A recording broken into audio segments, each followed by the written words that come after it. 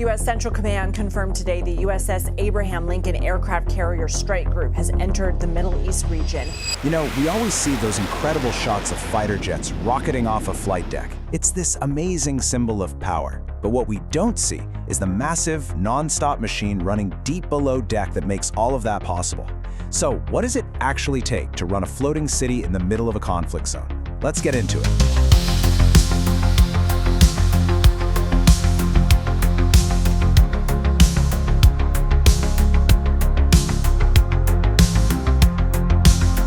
And this quote right here, it just cuts straight to the heart of it. It's not about the jets, it's not about the advanced weapons, it's about the most fundamental human need, food. And doing that under these kinds of conditions, well, that is a monumental task. This is where the real war is fought, every single day. All right, so first, let's really set the scene. This isn't just a ship. For all intents and purposes, it's a floating city that is fully operational for war. We're talking about the Supercarrier, USS Gerald R. Ford. And look, it's not out on some training exercise. It is actively deployed in the Red Sea, part of a very high-stakes military operation. The pressure here is constant, it is immense, and it never, ever stops. And get this, the population of this floating city is 4,600 people. I mean, think about that for a second. That's more people than a lot of small towns, all living, working, and fighting inside the steel walls of one ship. Every single one of them has to be fed, has to have a place to sleep, they have to be sustained. So how in the world do you sustain them? Well, let's head inside the ship's engine room for the crew, the non-stop galley. At the heart of this whole operation are what the Navy calls conglomerate galleys. Now, these aren't just kitchens. You gotta picture massive, industrial-scale food factories that run 24 hours a day, 7 days a week. There is absolutely no downtime. Just look at this relentless cycle. You've got two main galleys just churning out thousands upon thousands of meals. While most of the crew is sleeping, the night shift is already cooking breakfast. As they're finishing up, the day crew comes in to prep lunch and dinner. It's just a constant rotation, supported by these enormous refrigerators using special filters to keep vegetables fresh for weeks. It never, ever pauses. And the efficiency is just relentless. To serve 4,600 people, everything is governed by the 20-minute rule. That means you get in line, you get your food, you eat, and you get out. No lingering. The ship is on a constant 3-shift rotation, so the second one group is done eating, the next is lining up. The entire system is built on pure, unyielding discipline.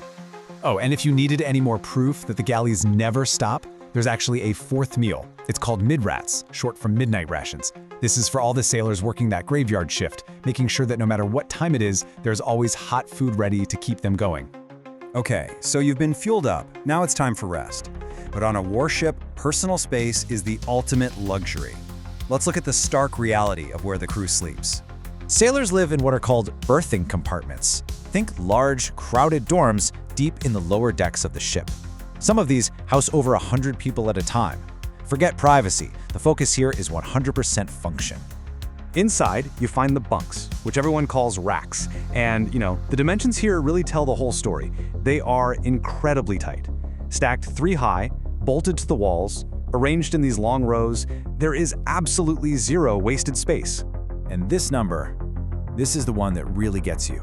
18 inches. That is the total amount of vertical space a sailor has when they're lying in their rack.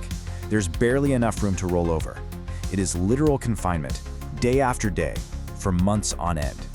So where do you keep all your personal belongings? Well, it's in a small bin right under your mattress, and it has a pretty grim nickname, the coffin locker. Everything you own, your uniforms, your gear, your personal items, it all has to fit right there. It's a powerful symbol of just how little personal territory exists. Now, beyond food and sleep, there are all these other hidden systems just working constantly to keep this city alive. These are the ship's unseen lifelines. I mean, just take water, for example. The ship makes its own fresh water, 400,000 gallons of it every single day. It does this through these massive desalination systems. That's enough to supply a small town. And it's all needed for the galleys, the laundry, the showers. It's an energy-intensive process that relies on the ship's incredible power core to turn the ocean itself into a lifeline. So this is it. This is the basic rhythm of life for every single sailor. It's this endless, three-part cycle of exhaustion and discipline. A grueling 12-hour shift where there is absolutely no room for error, followed by a rapid 20-minute meal, and then a few hours of compressed rest before you get up and do it all over again. That's the human cost of being combat-ready 24/7. So what powers this whole city? Deep down, way below the waterline, are two nuclear reactors. They are the ship's beating heart. They generate enough power for a small city and enable all the advanced systems, like the powerful electromagnetic catapults that launch the jets. This power source lets the carrier operate for decades without refueling. It gives it almost unlimited range and endurance. The entire ship is a 24/7 machine, and all these hidden systems are interconnected and happening at the same time. While some sailors are eating, ordnance crews are deep in the magazines moving 2,000-pound bombs. The laundry services processing thousands of pounds of clothes every day are always running, and the medical staff, they're operating a full hospital ready for anything. Each department is just a critical piece in a machine that absolutely cannot afford to fail.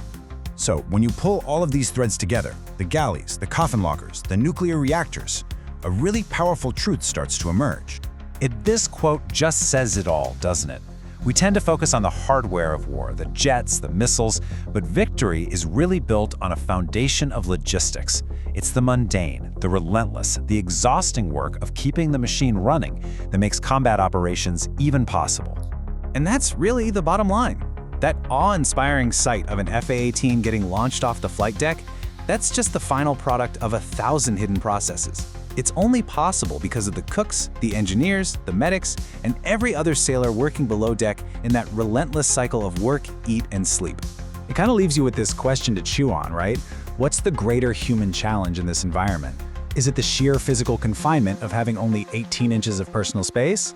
Or is it the psychological pressure of a life that's been broken down into these disciplined 20-minute intervals? It's just a fascinating glimpse into a world that very few of us will ever get to see.